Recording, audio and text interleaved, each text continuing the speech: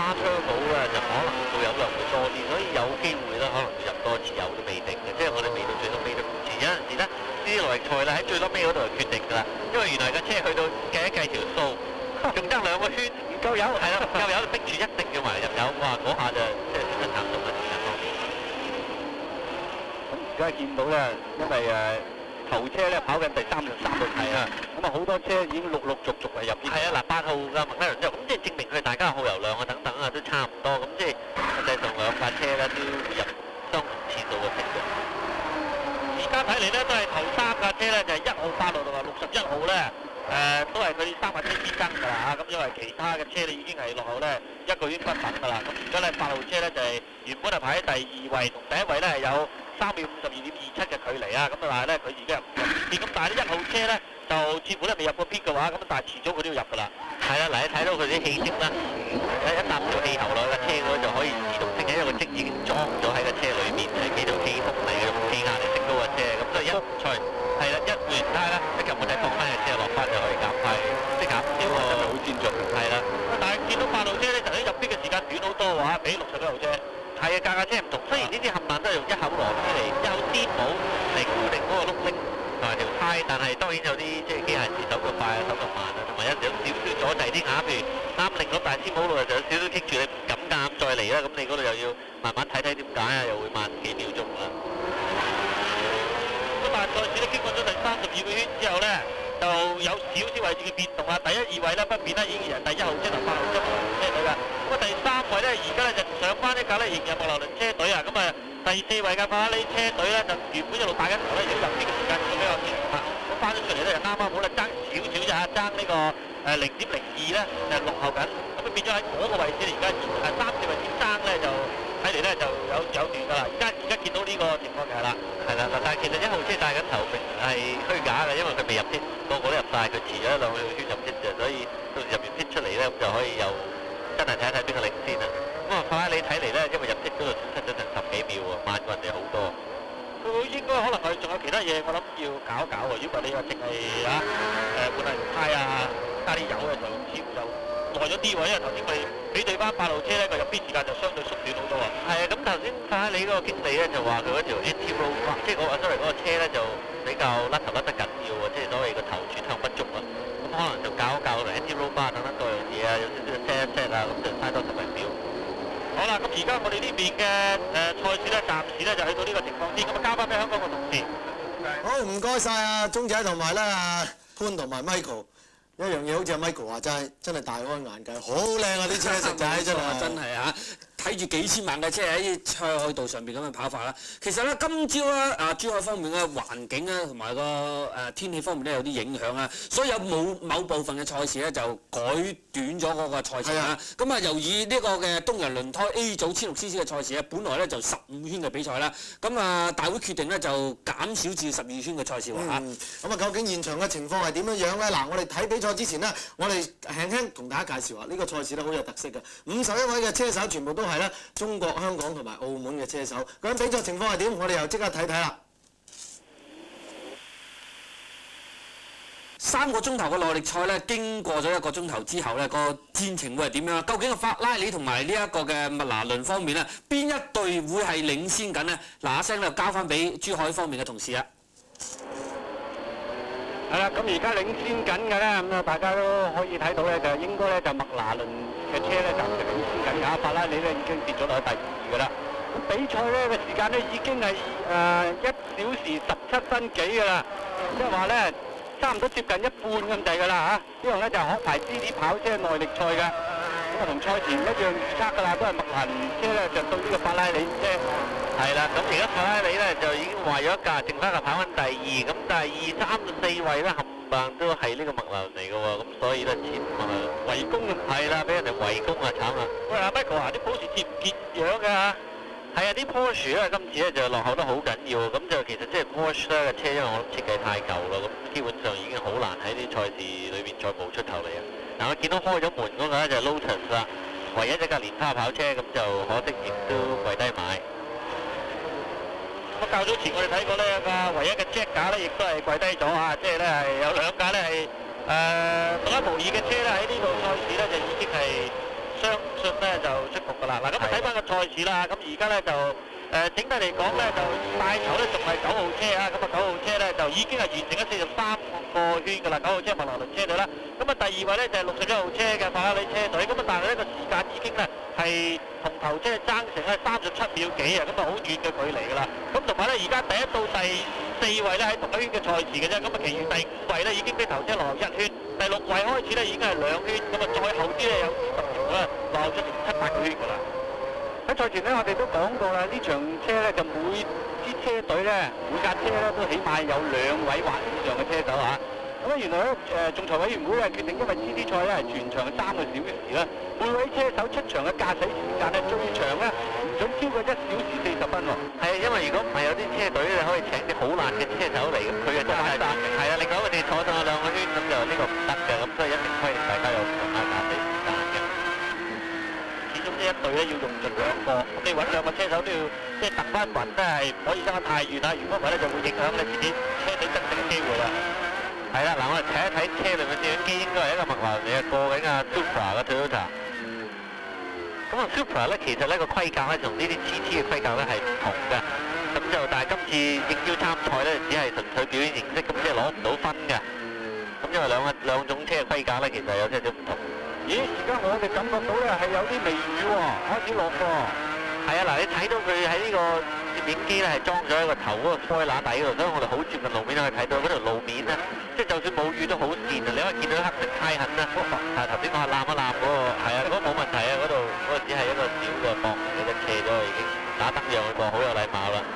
但係過唔到，係呢度應該過到啦。哇！呢個攝影機好有速度感啊！係因為好接近路面啊嘛，咁你見到好多啲黑色嘅胎痕，頭先嗰啲車手都話咧，即係換咗落嚟嘅車手都話，哇條路好跣，如果一行啱條嗰條一般嗰啲車手行開嘅線位咧，就好容易會掉頭㗎架車。冇錯啦，咁啊賽事咧爭持得非常之激烈啦，我哋到呢個時候咧亦都休息一陣先。我真係唔明點啊！好啦，我哋咧仍然喺珠海呢度咧為大家報道呢一場咧就係殼牌 GT 跑車耐力賽啊！咁已經咧比賽咗咧係個幾鐘頭啦，個半鐘頭有多㗎啦。咁啊而家喺嗰個形勢上邊咧，仍然咧係9號車啊，呢個麥拿倫車咧係領先緊㗎。咁啊見到架蓮花咧拍咗埋呢邊咧，佢已經拍咗有成4、5個圈咁耐㗎啦嚇。咁啊因為呢啲車咧，如果唔能夠繼續比賽嘅話咧，就始終都要攞拖車嚟拖先至多得喐。係啊，咁而且咧好多時即係危險啦，危險㗎，所以通常都會有人擺喺度。咁呢個就係喺馬路賽車場嘅好嘅地方啦。嗱，而家見到咧如果睇到呢個37號車咧，就係屬於呢個 Toyota Supra GT 嘅。咁但係佢同一個車隊咧有2架車36同埋37啊。咁但係由於咧佢咧就唔符合呢個技術嘅規格，咁因此咧佢呢2架車咧只係屬於咧呢個當呢個表演賽咧咁落嚟玩，係直接咧就唔計落嚟嘅喎。邀過嚟表演。咁其實呢場賽事所有車咧，基本上大部分都係2至3座位 McLaren 就連埋司機3個 ，Ferrari F40 就2個，咁就係啲 Porsche 先至係2+2，咁啊 Supra 就即係都係2+2，咁就應該規格都差唔多嘅，不過係 engine 方面咧當然細好多啦。而家咧個賽事已經係完成咗47個圈㗎啦嚇，咁啊第1、2、3位咧就都係呢個麥拿倫車隊㗎，咁啊頭先咧我哋見到法拉利車隊嘅61號車咧，而家咧就已經係再跌咗落去後邊後少少㗎啦，落後咗一個圈喎，似乎有少少問題喎。即係1至4都係麥拿倫車啦。咁啊講起上嚟呢個車就即係整出嚟就專係即係為呢種賽事設計嘅，咁個車就做到好似1級方程式咁。因為其實佢整出嚟咧，基本上就唔係好意料之外係正路嘅事嚟嘅。而佢車嘅設計啊、構造啊各樣嘢都係第一樣嘢為咗賽車，咁第二樣嘢先至諗到行街嘅方便啊等等。咁而試過車嘅人亦都話佢架車基本上個冷氣又唔係好掂，行街嗰架嗰個彈弓避震亦都略為太遠，咁加起上嚟咧喺跑道咧好多啲車先試過咧，亦都唔係好快。即係我諗主要原因就因為呢架車做出嚟咧就冇諗過真係要嚟行街，要嚟為賽，所以佢呢啲反為要嚟比賽呢一紮咧，就啲彈弓避震就好好啦，即係就肯定係即係好難追到。咁而家咧比賽時間咧就已經係過咗係1小時33分㗎啦。咁即係換句話咧，就已經係剛剛咧係完成咗係超過一半嘅賽事。咁啊3個鐘頭嘅比賽咧，仲剩翻係個零鐘頭㗎啫嚇。咁啊睇嚟咧，而家麥拿倫車隊咧佔咗絕大嘅優勢啊！頭4位車咧都係咁，而加上咧係頭3架車咧，即係9號、1號同埋8號咧3架車同嗰啲賽事仲有其他嘅車咧已經落後咧係1或者係更加多嘅賽嘅圈數㗎啦。係啦，我睇到個 Super 啲打指揮燈應該讓佢嗰邊過，但係咪咧？似乎又冇讓到喎。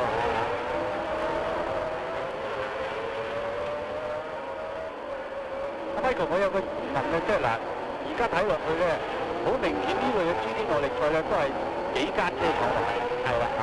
咁啊點解咧咁昂貴嘅費用投資落去，而又睇下呢哇間先傾呢個問題啊？係啊，呢個保時捷就 GT2 嚟嘅，冇事，因為啲哇嗰個石屎都會撞開咗，係都幾重下㗎。咁啊，因為有啲係，因為啲胎咧係好好嘅，係一個好遠嘅障礙物嚟嘅，咁所以一撞佢有少少即係緩衝嘅作用。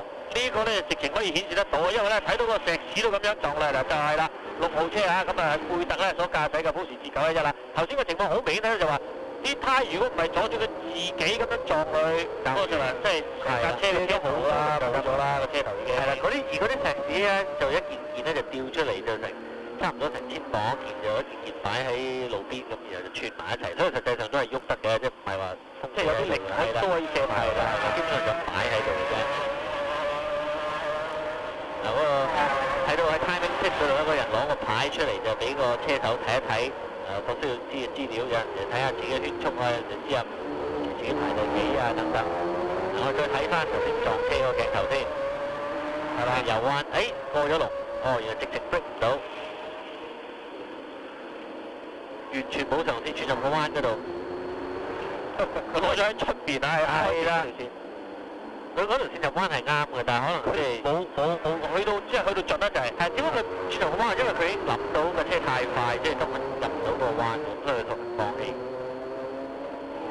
Michael 講翻頭先嗰個問題咯，都係少數人嘅會議嗰邊嘅話，絕對係啊！咁但係好可惜咧，就即係譬如有好多車廠想參加嘅，譬如 Jaguar 啊同埋Lotus 啊，咁兩間英國出品嘅公司都出咗一架車咁，但係好可惜就不約而同咁一齊故障搞掂咗啦。冇計啊！嗱，咁個賽事咧經過咗49圈㗎啦，我哋交翻俾香港嘅同事先。好嘅，又唔該晒3位啊！哇，石仔正話見到啦，個保時捷撞埋3層車胎，都仲撞得冧嗰個石壆，你可見嗰個石壆成過千磅啊！咁樣撞埋去成個石壆移喐佢已經真係犀利啊！又好彩話係超級房車啫，係啊！如果等閒啲街車咧，我諗都笠晒啦已經。係啊，咁啊，仲有成績夠嘅，就會咧整項嘅賽事咧係完成㗎啦。咁啊原定咧呢項賽事咧就比賽3個小時啊，咁啊正牌嘅耐力賽嚟㗎啦。咁而家嘅成績咧就係1、2、3、4位咧都係呢個 McLaren F1 GTR 嘅，咁啊第5位咧就係一位女人駕駛嘅 Porsche。咁但係呢個賽事咧而家第1、2位之爭咧就幾激烈啦，因為咧第一位咧就係1號車啦，咁啊1號車咧亦都係頭2架車都係麥拿倫車啦，但係咧由於9號車原本帶先，但係較早前咧佢入咗 pit 啦，咁所以而家大家咧佢即係相差咧係0.799秒嘅啫，咁啊所以咧形成咧喺第1、2位咧而家有得爭嚇，咁而家我哋咧見到啦，後邊咧紅色車咧就係第2位嘅9號車，前邊咧係藍色車就係1號車，由呢個貝爾文駕駛㗎，可以睇到兩個咧個距離咧都係好近下嘅啫。係啦，兩架車嘅性能亦都我諗相信完全一樣啦，可以話得係。咁我哋3、4位咧，其實第3位咧都係爭10零秒嘅啫，咁只不過咧就即係跟住之後嗰啲車咧就爭得遠啦。咁我哋頭先咧一開始咧一路睇咧話麥拿倫鬥法拉利，麥拿倫鬥法拉利咁，但係問題咧而家兩架法拉利車咧一架咧就提早畢業，另外一架61號車咧一路有好成績，但係而家已經喺邊度咧？我留意佢咧已經一段時間㗎啦，因為呢架車咧亦都會有問題。係啦，機械我相信可能有少少問題啦，咁就好可惜啦。成為呢個麥拿倫啊獨霸天下咯喎，冇錯啦，1、2、3、4名。而家嘅比賽時間咧就已經係好接近咧係2個小時㗎啦嚇，咁正常啲記者所講啦，咁已經咧差唔多啦，完咗2/3嘅比賽賽程㗎啦。睇嚟咧就麥拿倫車隊咧就一定咧就照計都冇乜問題㗎，因為一大嘅頭咧有4架車都係。問題咧就邊個咧係邊架車咧會係攞冠軍啫？而家見到咧係藍色車咧就係1號車啦，紅色車咧就係9號車㗎。哇！藍色車係越戰越勇喎！哇！過啲 Porsche好似當佢停咗喺度咁啊！直情大人同細路仔玩啊！都俾佢過啦嚇。一定要，當然一定要，但係佢啲直路通常都唔會減慢，即係擺埋少少邊。咁我哋睇下個速度距離都係爭好遠嘅。個麥大家睇到啊，經過咗60圈嘅賽事咧，頭4架車咧都係麥拿倫車隊㗎。咁啊，至於咧去到第5架車咧，即係排第5咧50號車咧，就由兩位隊士嘅好手駕駛。咁啊，加上咧而家駕駛緊嘅咧就係一個女車手啊，拜娜。咁佢係揸呢個保時捷㗎，咁啊都可以咧係佔第2位。不過咧，佢已經係比頭車咧落後咗3個圈㗎啦。係咁，但係有咁嘅成績都唔錯㗎啦。呢個女車手係 Lilian。咁啊有得即係機會揸啲車，通常都會有幾豐富下嘅賽車經驗，因為呢車基本上都唔係容易差㗎。你見到佢哋而家啲車啊，喺呢個珠海呢個跑道上面咧，對佢哋嚟講咧，可能係特別辛苦嘅，因為佢啲車嘅間距真係好硬。你見到個車咧揼得好緊要，因為珠海呢條跑道咧就用好多嗰啲石屎板嚟砌成嘅，咁變咗咧就其實對跑道嚟講就比較凹凸不平啲。如果慢慢行咧就唔覺，但高速嘅時候就變咗吸一吸，所以見到啲車成日揼下就點解啦？好啦，嗱咁啊睇到呢度咧，我哋都休息一陣先。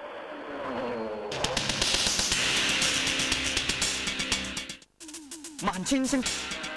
好啦，我哋繼續翻嚟珠海呢度咧，欣賞呢場可排子跑車耐力賽。我見到咧就喺7號車裏邊嘅攝影機咧望出嚟嘅賽道啊，7號車咧暫時排第4啊。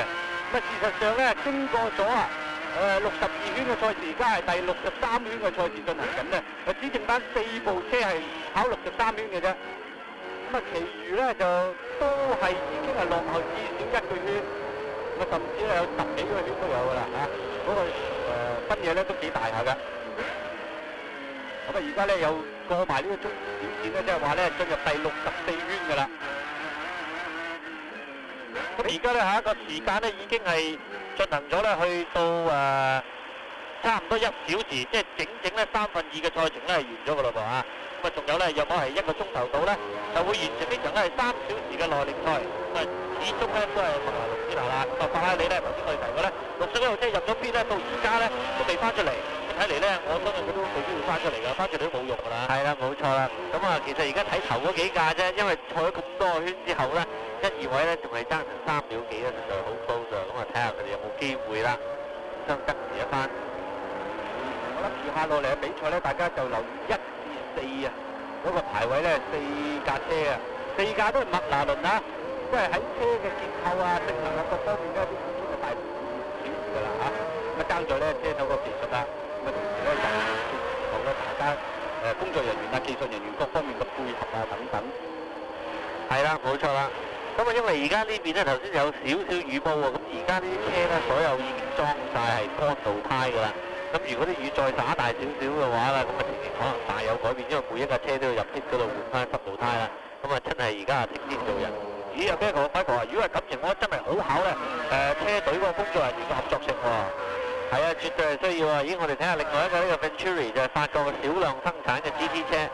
咁呢架車喺歐洲咧可以買到嚟行街嘅，左軚嘅 V6 孖 turbo 咁就都幾快下㗎。可惜喺香港就喺東南亞咧，就由於個可能冇人留意到呢架車冇人入口啦，咁就暫時未見過喺街上面行駛啦。咁啊，佢原本咧就排第9位，比頭先落後2個圈。咁啊，但係睇嚟咧都可能要退出呢個比賽㗎啦。咁我哋咧就睇翻頭車啊，頭車而家帶頭咧仲係1號車，由貝爾文所駕駛嘅麥拿倫啊。咁我哋相信睇下後邊嗰個 McLaren 咧，就係即係離佢2秒幾3秒嗰架2位嘅 McLaren 啦，就 March 1車隊嘅。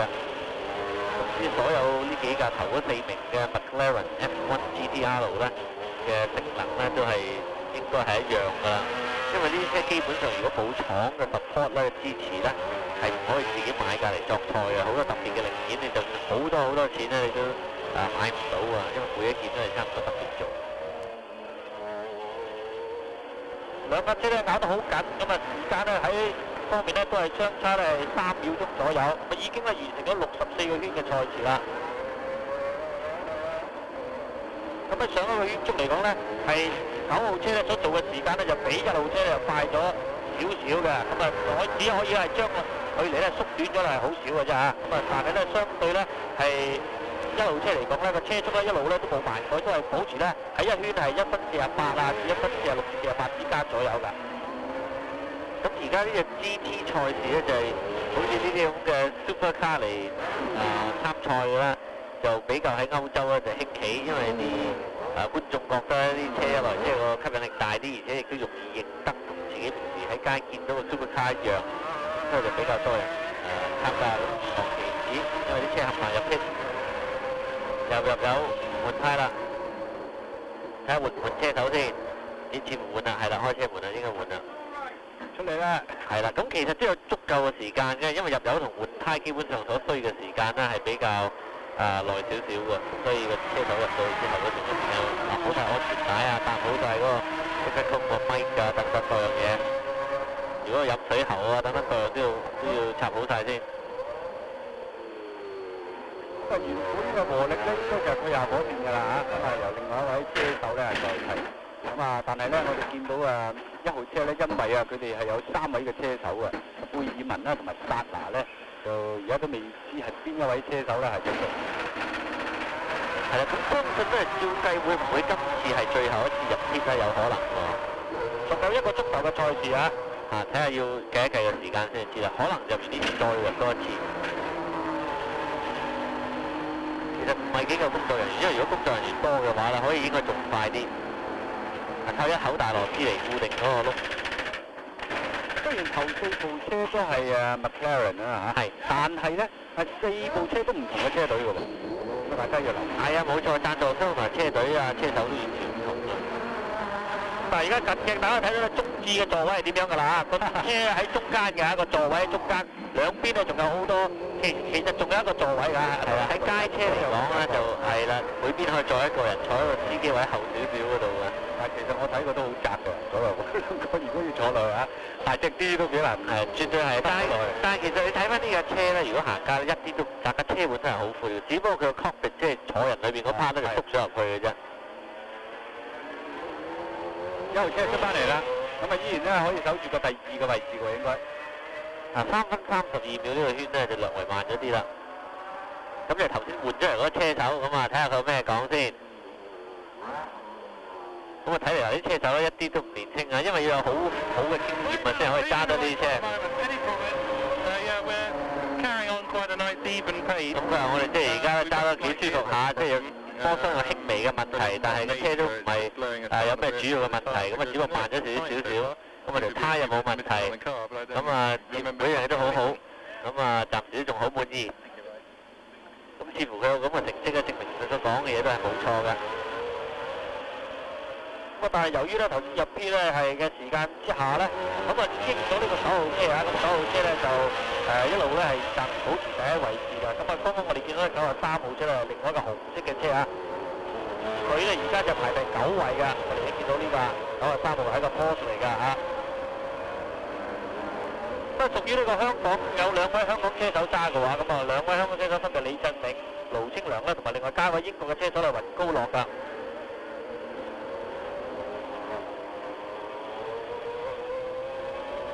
天色咧越嚟越暗㗎啦。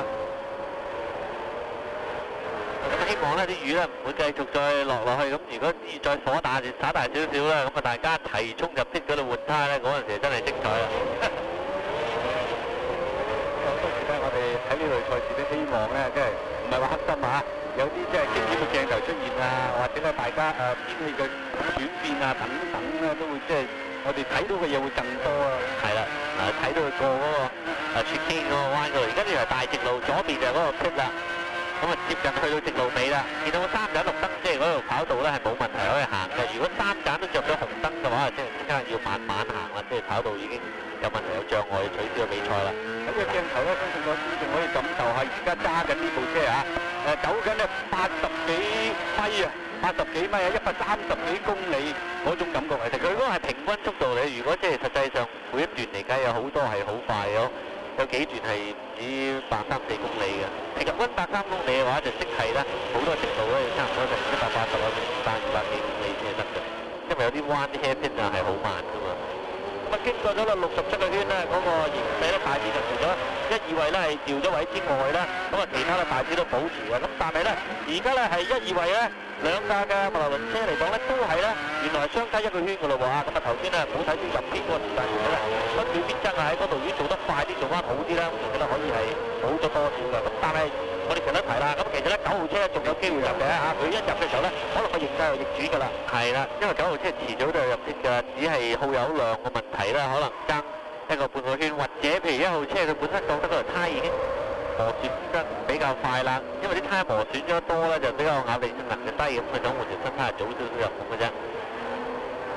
咁呢條就係所謂嘅少少 escape route，壞咗個車泊咗喺裏邊。而家我睇到呢度就個 pit 啦，呢班人唔係好大，好似唔係好急咁喎嚇。急嚟啦，望下望下你眼望我眼，佢嚟啦，第13位啊，咁啊第13位咧比頭車爭咗16個圈啊，咁即係話咧。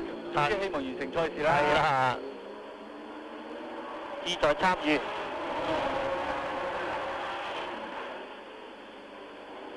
Supra 鬥 Porsche GT2，呢架表演車嚟嘅啫，頭先我哋提過啦。36、37號咧就人真係咧係志在參與嘅啫嚇，咁啊屬於呢個表演性質㗎，係啦。咁好啦，或者到呢個時候咧，我哋亦都休息一陣先。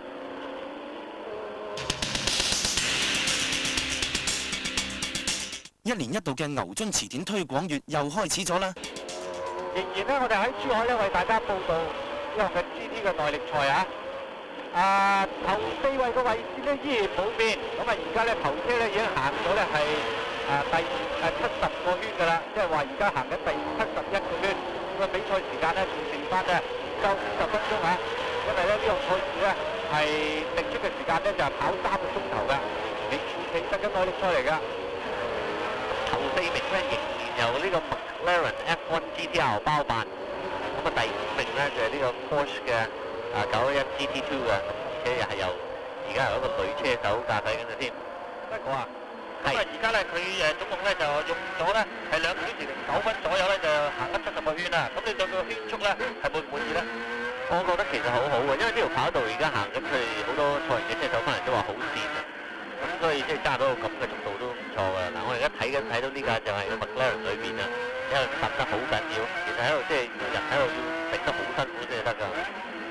所以賽車少啲體力咧都唔掂啊，唔好以為坐喺度揸車咁簡單。係啊，冇錯，絕對係話啲胎你撞到歪晒，同嗰啲擺喺度叫做緩衝㗎。呢個擺喺頭胎啦，上少少嘅鏡頭啦，影起上嚟真係好有速度感啊！好快。障礙彎啦嚇，係啦，嗰個人工切傾。第4位已經慢咗2個圈啊！呢個 McLaren，哇，過啲 Porsche 成斬瓜切菜啊！咁而家嘅情況咧，就喺比賽嚟講咧，9號車咧，麥拿倫車隊嘅由古達所駕駛嘅車咧，就其實得佢自己咧同一圈賽事咧比賽，因為其他嘅車咧由第2位開始咧已經咧係最少落後1圈㗎嚇。但係我哋唔好唔記得咧，9號車咧未入過 pit，其他車入咗一次 pit啦，咁所以我哋要睇睇，即係第1位嗰個車入 pit 之後出翻嚟，仲可唔可以係第1位咧？因為我哋睇過幾次咧，都係帶頭嘅車咧，一入咗 pit 咧就係啦，出翻嚟咧可能入喺第2啊、第3位啊咁樣啊。係啊，咁我哋睇到好多車入 pit 嘅時間咧，平均都超過嗰個圈計埋入 pit 咧，都成3分幾鐘㗎。但係個工作人員夠啦，我覺得即係好似人少咗啲喎，令到咧我哋喺 pit 嘅時間咧好長。同埋喺呢啲GT 賽事裏邊咧，每一樣嘢都有規定嘅，咁包括即係嗰個入油維修嘅人員等等。咁而且咧，除咗頭嗰幾隊之外，真係去爭取每一秒之外咧，你見到後邊好多車已經落後咗10幾個圈，即係基本上快少少、慢少少又唔係話太過緊要，冇乜大影響㗎啦。咁啊係啦。咁頭先你講咧喺個 P 入邊咧個每做一樣嘢，其實個程序咧其實都有例規定㗎。係啦。跟住點咗。係啦，好多時咧因為驚啲油啦，譬如一入嘅時候咧會濺咗出嚟，濺落個 brake 嗰度。如果 brake 咧係有足夠嘅溫度去點着啲燃油，咁所以好多時就一定要入咗油先至可以換胎啊，或者等等好多啲規例咧係即係每一場賽事有時都有少少改變。咁曾經試過好多次着火嘅原因咧喺 pit 裏邊咧，包括 Formula One 在內，就係因為啲油入完嘅時候滿咗有少少，雖然佢嗰個急速入油器啊已經係設計到一放手咧嗰度彈弓就自動彈翻埋個蛙佬㗎，但係好可惜有陣時都有少少油花濺出嚟嘅，咁我哋一滴咗落個轆嗰度，轆個旁邊嗰個空位嗰度，彈得少少落個 brake 嗰度，即刻着火㗎。温度好高啊係啦，個冰溫度好高啊。其實架車基本上咧，除咗油缸之外咧，偈油咧通常就唔着火嘅。但係由於死氣喉啊同渦輪增壓器嘅溫度好高，咁所以如果有陣時漏偈油，啲偈油濺咗落嗰個渦輪增壓器嗰度啊，一樣就會火燭。頭先個 Jack 相信就係咁樣起先㗎啦。佢一燒啦，啲偈油個火力都唔着咗之後，就要長時間開收就係啦。佢雖然唔會爆炸，但係你真係要長時間噴住落去，噴到佢嗰件嘢凍咗，啲偈油唔再着，佢先會停個火。睇到啦，佢連續幾個收到用晒冇滅火，掟滅火筒都搞唔掂啦。見到我左邊少少就有架啦。咁啊好慘喎，燒有幾百萬啊！呢一場車我相信淨係爛沙板啊、波箱故障嘅 Lotus 啊，各樣數以千萬計。我相信起碼真係大話2、3千萬，真係隨時有。認真級計啊！係啊，你仲未計維修啲機器啦。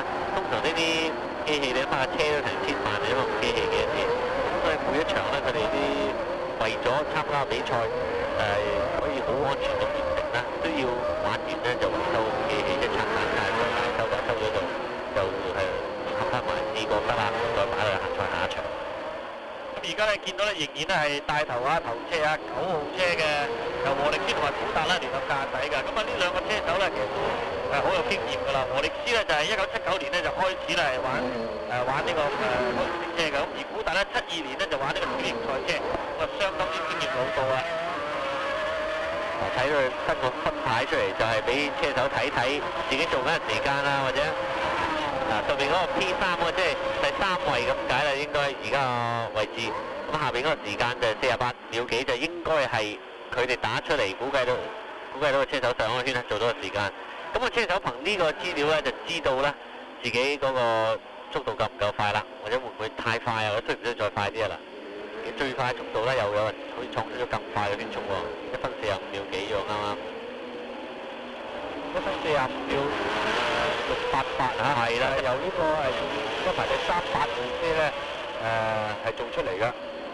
咁要留意啦，就係8號車呢個咧係Davidson嘅車隊咧，現時喺呢個世界巡迴賽上邊咧，佢嗰個成績分就排到1。係啦，咁基本上咧，只要喺呢場賽事咧有分數已經肯定啦，攞到呢一年度嘅世界冠軍㗎啦。係啊，最緊要對手嘅車隊攞唔到分，咁點啊？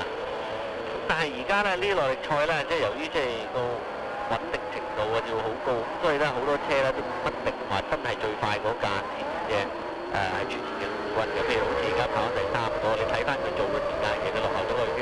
但係由於佢可能每場都完到嗰個次序好高，咁所以加埋級數咧一路累積落去㗎，因為係啦。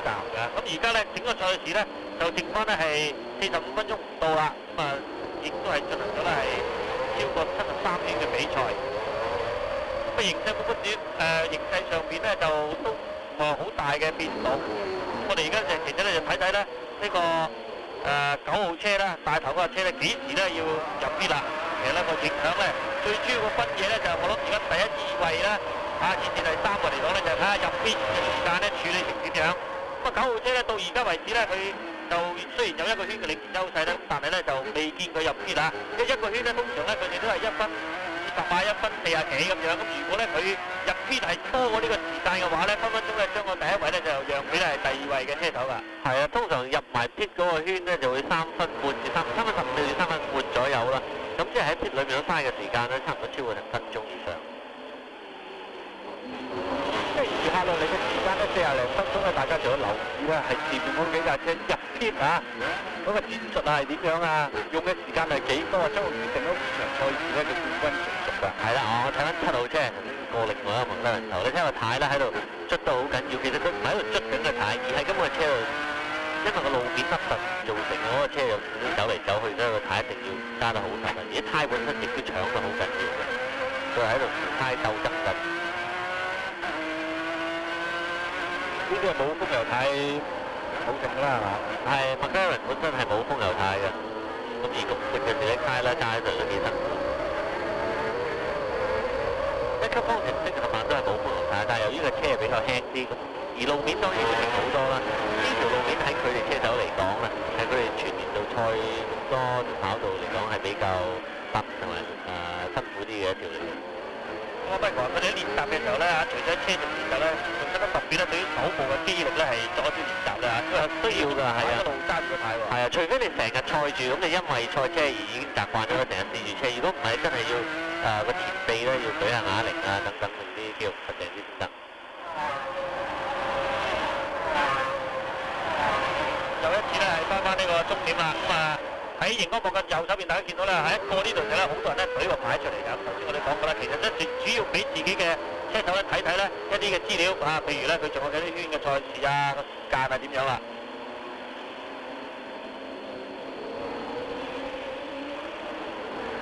我相信麥拉倫車隊嗰個老闆啊 Ron Dennis 咧見到啊，肯定好開心啊！但即係佢而家啲車前化天下，頭4架車都係佢㗎嚇，分別係9號車、8號車、1號車同埋7號車。咁去到第5位咧，先至係有個波就喺度啊。係啊，雖然份屬不同嘅車隊，但係都係咁快。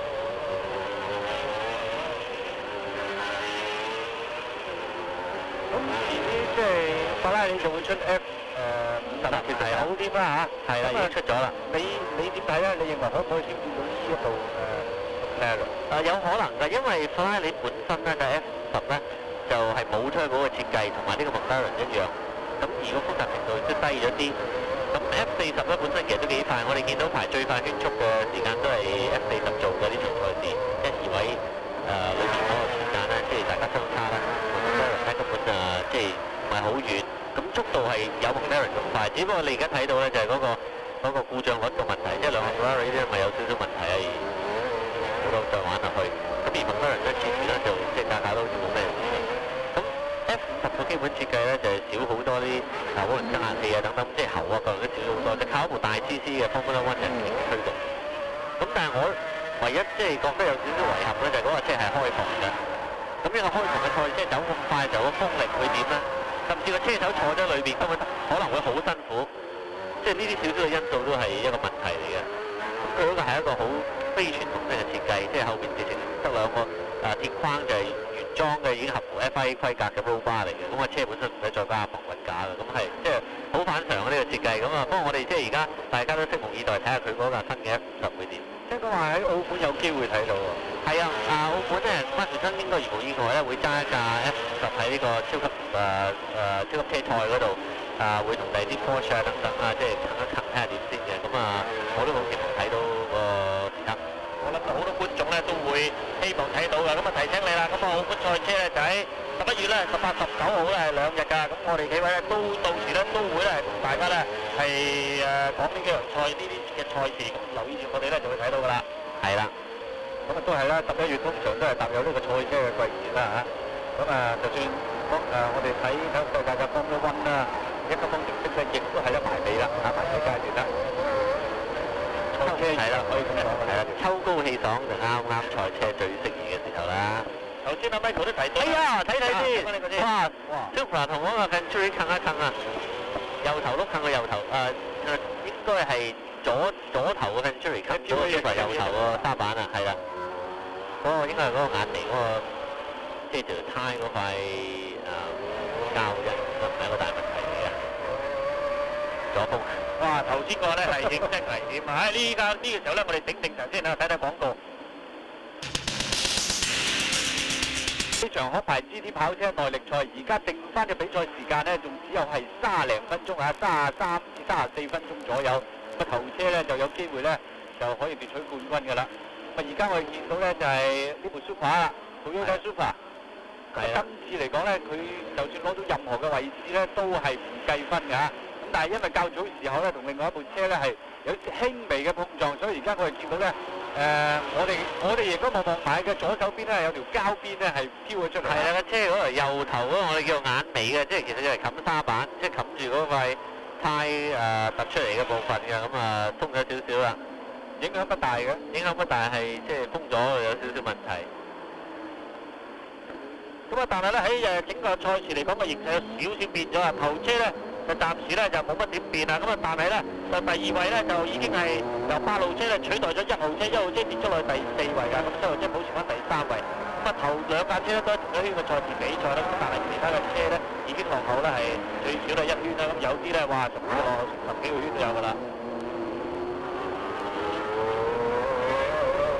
賽事本身咧，即係通常啲耐力賽咧，有陣時嘅車因為每一個圈咧慢幾秒鐘咁加埋，即係70-80個圈之後咧就爭咗幾分鐘，就真係落後咗幾個圈。咁不過你頭先咧就提過啦，咁啊法拉利咧就喺試車做好高嘅速度啦嚇，係啦。咁啊但係咧就而家咧我睇翻而家嘅最快圈速咧，麥拿倫車嘅時間係1分45秒幾，都唔夠咧係法拉利最快嘅圈速係1分43秒幾喎。係啊，但係即係呢個就好難講，因為條跑道咧越行咧就即係咬地嘅情形就越差嘅，因為條跑道有時會有油啊，有時有第啲壞車喺度啊，阻擋。正如我早啲所講都係啦，所有跑道都係最好做最佳嘅時間咧，就係條跑道啱好新鮮，未有咩車行過嘅時候嘅。因為咧到今日為止咧，其實尋日已經有試車啊，有比賽啊。係啊，已經我哋見到呢個頭車嚟嘅喎，呢架睇下先，捐頭車1號車，頭車1號車喎，原來咧有問題，咁啊唔怪得頭先我哋睇睇咧，佢一路咧喺從本來咧都係第2位，但係咧突然間跌落去1個圈2個圈，原來呢架車直擺低咗喺度添。係啦，咁啊，似乎有機會唔可以繼續比賽咯。係啊，好大機會，因為如果佢嘅車而家已經對翻住正確嘅方向，如果真係冇問題，佢老早已經不得㗎啦，或者甚至夾硬可以熬翻埋pit嗰度，佢都會去咁做啦。咁我 Marshall 咧就叫人哋攞相機埋嚟影相啦，睇下手勢先。咁啊，而家咧現場咧可以話俾大家聽咧，雨勢咧越嚟越密㗎。呢個越嚟越密咧，嗰啲車咧，我諗話頭先講過啊，胎啊各方面咧嘅情況咧都要換㗎咯。咁啊，車手可能要作出唔同嘅應變啊。係啦。咁啊，暫時咧條跑道咧，因為本身有啲車經過就冇咁容易濕㗎，咁就輕微嘅雨咧，啲士力胎啦，所謂光頭胎咧就唔可以繼續食住嘅，因為光頭胎始終咬地性能咧就係高啲。咁啊，好嘅啊，帶頭啊，和力斯啊，由和力斯帶頭。咁啊，呢一棒咧就和力斯揸，咁啊，另外嘅拍檔咧就係古達啦。咁兩個都係輪流揸嚇。咦？1號車唔掂喎，真係啊！真係唔掂啦。不過因為想問問你啊，Michael，點解要揾個相機影相咧？哦，我相信頭先個 Marshall 為佢自己嘅興趣而影相，叫人攞手撳下。交大頭咁賽緊車咁啊，跑到都冇。因為呢啲車咧係極之難有機會可以見到嘅，特別即係喺香港啊或者中國啊，好多人都想即係睇睇呢個車都唔容易，因為香港又冇咁巧有架擺咗喺度，可能好多人都想。即係珠海嘅朋友好少見到潘宗明啊，成日揾佢影相咁樣啊。係啦，冇錯啦。其實係想同阿兩位哥影相嘅咋，我愣住嘅啫。好啦，呢個情人好嘛？係。似乎咧，我哋而家再睇一睇啦，即係啲雨咧，如果繼續咁落去咧，真係有可能會臨完場之前要入多次pit換水胎喎。而家真係睇天做人啦。現場咧，其實天色咧都開始係即係越轉越暗嘅，有啲車咧甚至乎咧係開埋車頭燈添㗎啦。呢個紅色車已經係開咗車頭燈，同埋其實有時開車頭燈咧就好着數㗎，俾嗰啲其他嘅車手咧俾你知道咧有車爬緊你頭，都會預先讓定你行。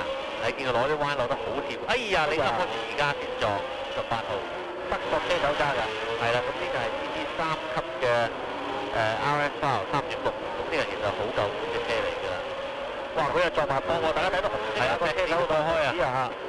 佢又冇好彩啦，就唔同頭先啦嚇，喺大位咧有啲車胎墊住，咁呢度咧喺冇胎墊，冇胎墊，係啦，可能就係因為路最濕啊，而家識水庫喎，不過而家都唔緊要啦。其他車都開住水庫㗎啦，因為我哋頭先都再三強調啦嚇，而家咧嗰個雨勢咧就開始就越嚟越係緊要啦，咗少少啊，即係叫做真係有少少雨落啦。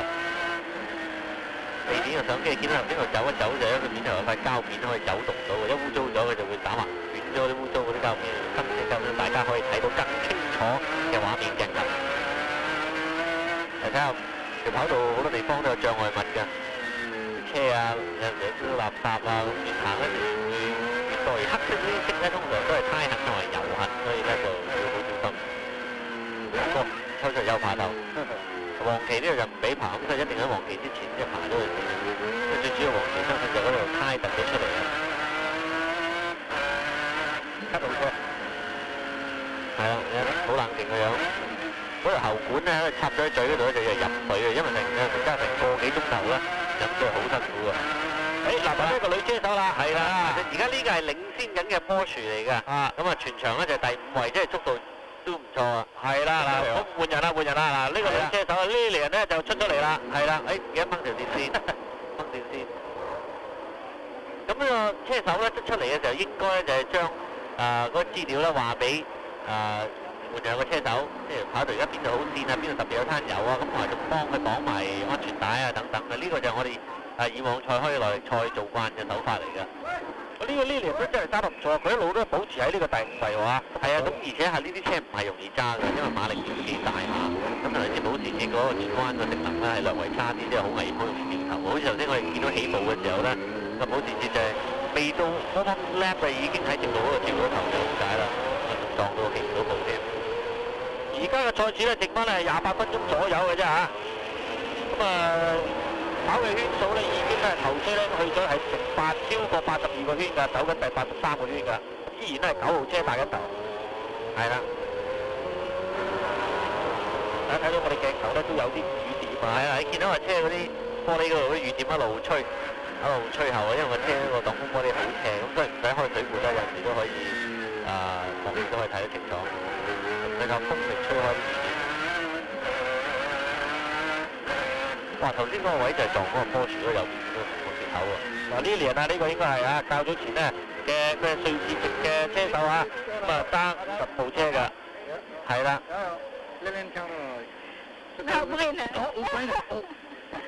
好開心啊！睇佢。咁佢哋而家咧就第一，佢級數裏邊嘅第一，同埋開唔開心？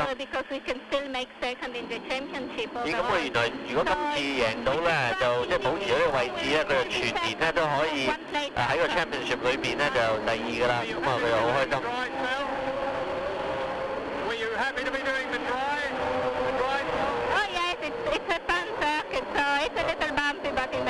呢條跑道咧就好好玩，咁雖然好突咁但係佢都講得好開心。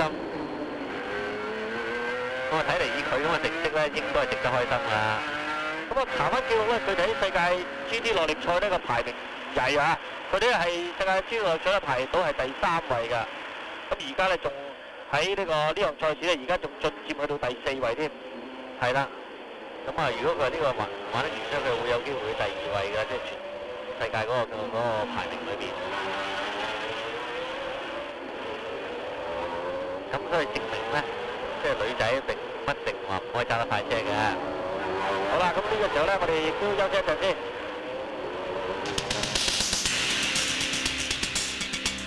台慶藝裝劇歌聲扮道具，衣架19號萬千星輝賀台慶之後可能會呢個係衣架，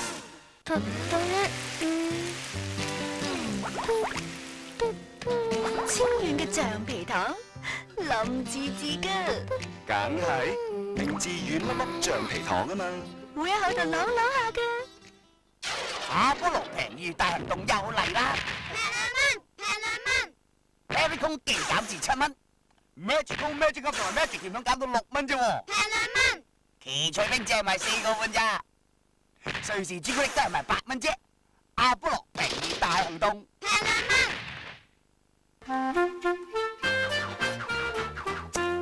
荷蘭月綠牌 Unox 靚湯，精選上等鮮肉蔬菜調製，多料啲，大罐啲，一家享用，滋味無窮。月綠牌 Unox 靚湯，品味高超，真正有料。鏡尾，唔開鏡尾，好重啊！速治靈治療急性肚瀉，功效顯著。速治靈止屙速靈。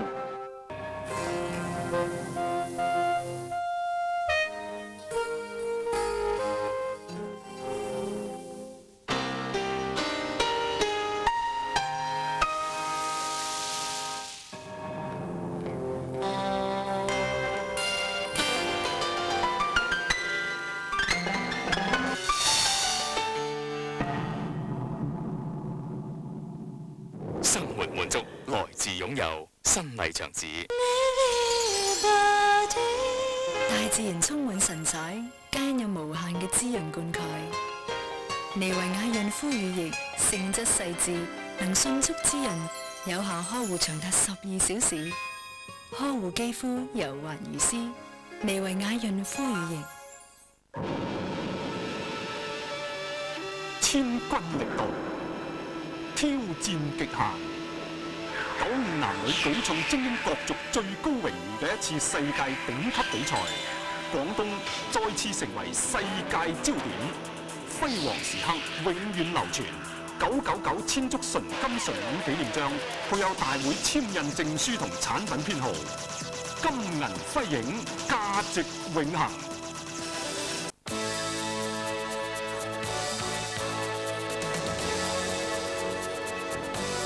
Cooper 全線流行服裝，伴你追尋自我，係進取一族嘅必然選擇。Cooper 最新服裝系列，唯我積極，獨特本色。全新沙宣系列，令秀髮更滋潤，達至更專業嘅髮廊效果。Vidal Sassoon 為全球頂級攝影師嘅 model 創造髮型，都選用全新沙宣洗髮護髮系列。佢嘅保濕精華係滋潤奧秘所在，令秀髮保存水分，加上豐富蛋白質，能抵抗吹髮、電髮嘅損害，秀髮自然更加光滑有彈性。沙宣光彩由你而來。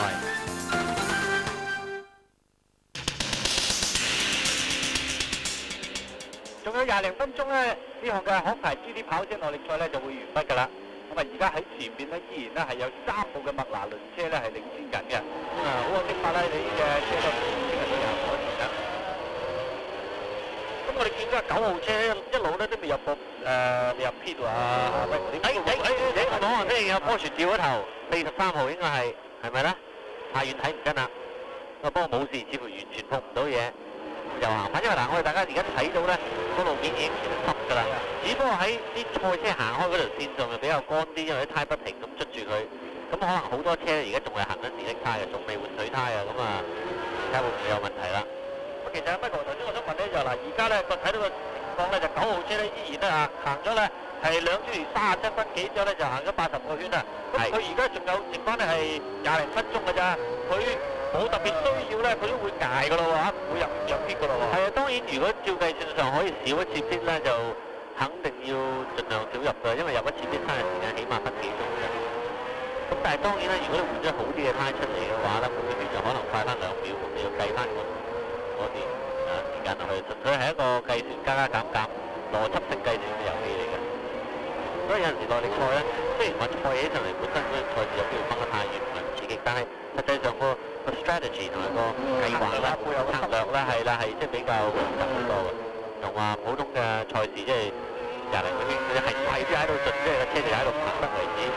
我哋呢度望落去個賽道咧，就真係好濕流。係啊，嗱，我哋而家即係出邊周圍附近嗰啲地方已經濕晒㗎啦，即係但係跑道因為你知道嗰啲胎係好熱嘅，係咪？車過就好大風，不停掃住咁，嗰條線就略為乾啲。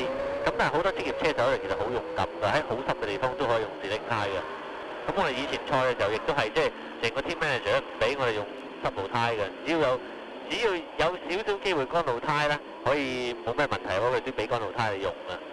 咁因為乾路胎咧行得多咧，嗰條跑道咧，如果特別雨一停咗咧，就好快會乾，咁會越整越快。濕路胎咧，只要啲雨一停，條路一乾咧，就行下就會越整啲膠越溶得緊要得滯，就好大問題㗎，完全咬地㗎。咁當然好多時而家啲咁嘅情就唔係話用濕路胎，就用咗所謂乾濕路胎。如果即係嗰啲胎膠嘅膠質咧係接近乾路胎，但係又挑咗少少紋喺度㗎，等佢仲有少少機會喺濕度裏邊俾啲水可以喺啲紋嗰度去咗。而家位置咧現不變啊，第1、2架車咧都係咧麥拿倫車隊咁啊，9號同埋8號車。咁啊，另外咧7號車咧排第3位，不過已經落後咗咧係2個圈㗎啦。咁睇翻呢個世界嘅GT 啦耐力賽嘅排名嚟講咧，咁啊睇嚟8號車如果佢揾到第2位嘅話咧，咁應該咧可以攞到咧世界巡迴賽嘅冠軍。係啦。咁啊，另外咧50號車咧就佢而家咧喺呢一站賽之前咧就係喺第3位㗎。咁如果照頭先咧阿 Lily 咁講咧，如果佢完成咗，仲以呢個名次完成咧，佢可以咧升去第2位添喎。係啊，有可能㗎。咁啊，佢而家即係其實嗰個車手嚟講咧，都應該好開心嘅，因為佢哋嘅車咧即係 Porsche 嘅911 GT2 嘅擺明同阿 McLaren 咧爭咗成截㗎。咁佢佢而家可以做到全場第4咧，根本我覺得個成績已經係好好嘅。打破麥拿倫嗰個壟斷局面啊，可以。係啦，冇錯啦。如果唔係1、2、3、4、5、6都係佢嘅。雖然係可以證明到佢係最威，但係呢樣我哋已經預咗㗎啦。大家從呢個角度咧可以睇到啊，嗰個跑道咧即係離遠低比較係啦，就嚟換7號胎啦。係啦，嗱呢啲胎咧就係半乾濕路，差唔多有少少紋啦，因為實在太濕嚟嘅。9號係咪？係應該係啊，冇錯，頭車嚟嘅。我哋一路講啦嚇，頭先話佢20幾分鐘，咁啊終於咧頂唔住啦，都要入去換啦。係啊，換完之後出嚟咧，嗰個形勢如何？因為咧，如果用乾道胎繼續作賽咧，危險性係好大嘅，淨止係線嘅問題，而且係嗰個所謂 aquaplaning， 即係有少少水氹嘅時候，個車咧就完全失晒控制嘅，100%冇咗同路面嘅接觸，咁就絕對100%失控，就咩高手都冇得救嘅。今次入點咧主要就換胎啫嚇，油咧就相信佢已經計足㗎啦，係啦，入㗎啦，係啦，佢就算我諗佢會計到啱好，即係需要行完呢場賽事所夠嘅油就唔夠咁就出去㗎啦，咁應該已經差唔多咁尾聲。因為咧佢喺入邊嘅時候咧，同呢個第2位8號車咧相差咧係分零咧接近咧係2分鐘㗎，咁睇嚟咧佢可能咧仲可以保持翻呢個優勢都唔定，但係你要實際嘅時間你要睇出翻嚟咧，睇大會咧係電腦顯示出嚟，我哋先可以話俾大家聽。係啦，要等下一個圈我哋睇睇大會正式嗰個電腦計時方法啦。因為而家所有呢啲車咧都有一個電子感應裝置，就係過嗰個起點終點嘅時候咧，就有電腦可以感應到，知道每一個圈做緊嘅時間同埋邊個車領先緊，邊個車落後緊都好清楚咁知道。唔同啊以前好耐以前咧靠成扎人喺度，一個人揸咗秒標跟一架車咁啊！哇，好易捉錯喎咁樣。絕對會啊，間中有咁嘅情形出現㗎。咁但係而家就好精確同埋好方便咧。咁而嗰個車手喺坐喺車裏邊咧，亦都有個顯示器知道你個圈中行咗幾多咩時間啊等等啊。咁嗰啲資料咧都有經過一個 Telelink 即係無線嘅傳過嚟傳翻去車嗰度。大家要留意啦，嗱黑車嗰部咧就係又過咗啦，又過咗門波柱啦。咁呢部咧就8號車。呢個學嘅車隊嘅麥拿倫車係啦，亦都係可以講話新嘅世界冠軍嚟嘅。哇！你搬一搬啊，即刻已經試一試，我諗個個都跟住入職就冇辦法，而家越嚟越問一路唔停。因為9號車咧就剛才入咗啲但係咧8號車咧排第2嘅咧就未入啲㗎佢。係啦，咁但係頭先咧9號車入職咧計埋嗰個圈速咧都係3分零3秒，即係比一般車入職嘅時間快。因為我頭先我哋見好多車入職都係3分半啊，或者3分10秒啊，咁甚至都4分幾鐘啊。咁比較簡單啲咯，就就會成日咧係睇佢就換轆就換翻啲係啦，分得路胎啊咁樣。係啦，咁應該咧佢照睇佢嘅時間咧可以咧仲保持得到喺第1位嘅，因為咧佢用嘅時間咧只係1分鐘唔到嘅。係啦。就應該如果未入啲就應該會快啲嘅，因為啲彎有陣時都係佢蹬下一蹬起嗰架車啦，啱咬唔到地下，靠啲濕胎啦，即係靠嗰啲乾道胎咧喺個濕地度嚟嘛。咁經過咗咧第88個圈啦，咁比賽時間咧仲剩翻咧係唔夠15分鐘嚇。咁大家我哋咧都睇到啦，咁真係喎呢個9號車雖然咧係入個邊，但係由於佢入邊嘅時間好啊，所以佢依然都係守住咧喺呢個第1位㗎。咁第2位咧冇變啦，都係8號車嚇。3、4位咧距離咧已經話同頭車落後咧2個圈、3個圈咁樣㗎啦。係啦。7號車第3，落後2個圈啦而家。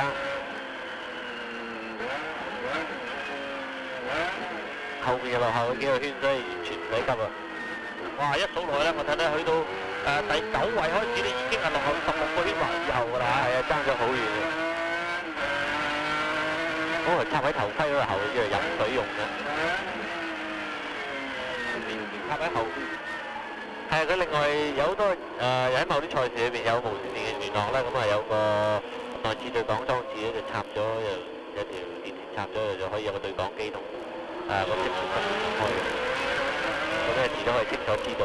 咁而且當然有一個好大嘅問題就係咧，佢要話俾個 pit 聽幾時翻去換胎，需要換啲乜嘢啦，順便入唔入埋油等等各樣。即係如果唔係嗰個賽車冇辦法俾到分析，我即知道幾時會翻入嚟嘅。只要靠我預定幾多圈入嚟，我叫佢入嚟啦。咁但係當然可能唔適合入嚟啊，或者仲可以拖多2個圈啊咁樣。真係要顧好多範圍嘅車手啊！係啊，冇錯，一定要即係本身自己要頭腦好清醒啊，一路賽一路諗住。而家太好唔好咧？仲可唔可以捱多2個圈入嚟咧？譬如特別呢啲咁嘅濕路面換唔換好咧？換咗之後用濕胎會唔會真係快好多咧？會唔會安全好多？咁你要比拼下啦。嗱，我哋出邊雖然係濕，但係你睇翻個路面咧，喺跑道上面咧就幾乾下嘅。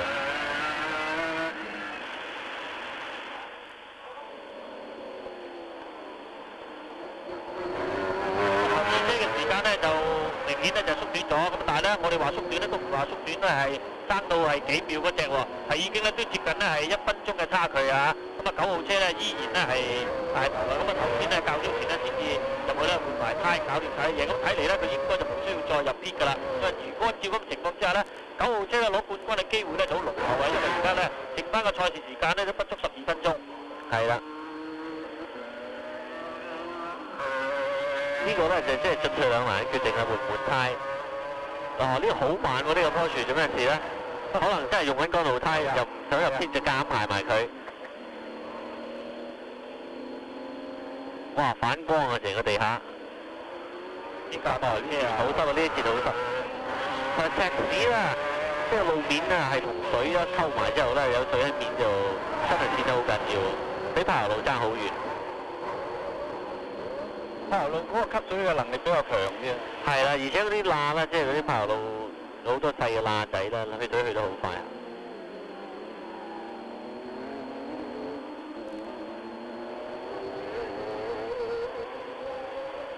前面3個座位，後邊仲有冇座位咧？冇㗎啦，其實呢架麥拉倫咧個司機坐喺中間，而另外嗰2個仁兄咧就一左一右坐喺個司機後少少嘅地方。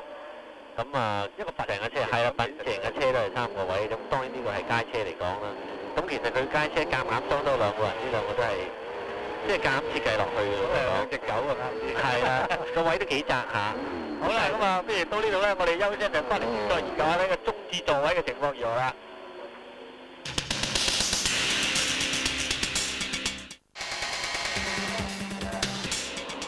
嗰排 GT 跑車耐力賽咧已經進入最後嘅倒數階段㗎啦，剩翻咧10分鐘唔夠嘅賽事咧就會完畢啊！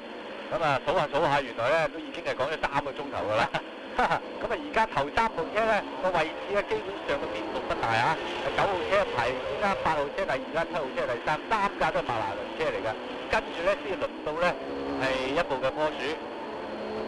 咁而家咧睇嚟咧都係大局已定咁滯㗎啦，因為咧明顯睇到個車手咧個圈速咧係比巔峰時期咧就爭咗咧起碼10秒到15秒㗎。咁啊而家咧一個圈咧就都會做到咧係最快嘅車咧，剛剛喺第91圈咧就8號車做出嘅係2分04秒幾。咁啊同以往啦一路再睇咧就話1分40幾嗰啲咧真係不可同日而語㗎啦。咁啊相信咧個形勢都似乎穩定㗎啦，威哥啊。係啊，冇錯。不過因為佢慢咗咧，就係主要係個雨嘅原因啊，個路面而家好濕啊。咁啊，大家喺度有少少驚撞啦，特別長嘅賽事跑到最冧尾嗰個先埋唔到尾咧就好慘㗎。咁啊，麥拉倫咧毫無疑問已經即係喺 GT 賽事裏邊咧就無敵㗎。威哥啊，咁我哋睇呢個賽事呢個係3個鐘頭啊。咁但係咧有啲耐力賽係直情係24小時啊咁樣。係啊，真係好辛苦喎。譬如利曼嘅喺法國利曼嗰輪賽事24個鐘頭，咁呢一種 GT 嘅車咧亦都可以賽嗰種賽事嘅。咁利曼有分 GT1、GT2，而呢啲 Endurance GT 亦都有 GT1、GT2、GT3、GT4 咁嘅。咁所有呢啲規格嘅車都可以喺度賽嘅。咁當然嗰啲賽事就即係仲辛苦啦，定要3個車手，其中有個車手可能即係賽完之後會瞓覺，遲啲先至再咩玩通宵啊，好緊要賽事。